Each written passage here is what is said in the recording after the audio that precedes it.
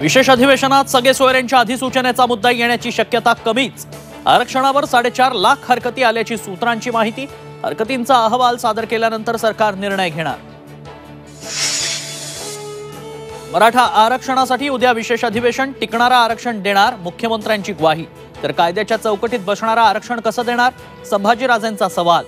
आर्थिक निकषावर आरक्षण देण्याची उदयनराजेंची मागणी। राष्ट्रीय अधिवेशनानंतर भाजप मनसेत खलबत। केंद्रीय नेतृत्वाचा निरोप घेऊन आशिष शेलार राज ठाकरेंच्या भेटीला। मनसे महायुतीत सहभागी होणार असल्याची चर्चा। भाजपकडून कुणीही माझ्याशी संपर्क केलेला नाही। आमच्यातलं कुणीही भाजपत जाणार नाही। भाजपच्या संपर्कात असल्याच्या चर्चांना जयंत पाटलांकडून पूर्णविराम। रत्नागिरी सिंधुदुर्गातून लोकसभा लढवण्यासाठी इच्छुक नाही, केंद्रीय मंत्री नारायण राणेंचं वक्तव्य। मात्र उमेदवारीबाबत वरिष्ठ भाजप नेते निर्णय घेतील, राणेंची सूचक प्रतिक्रिया।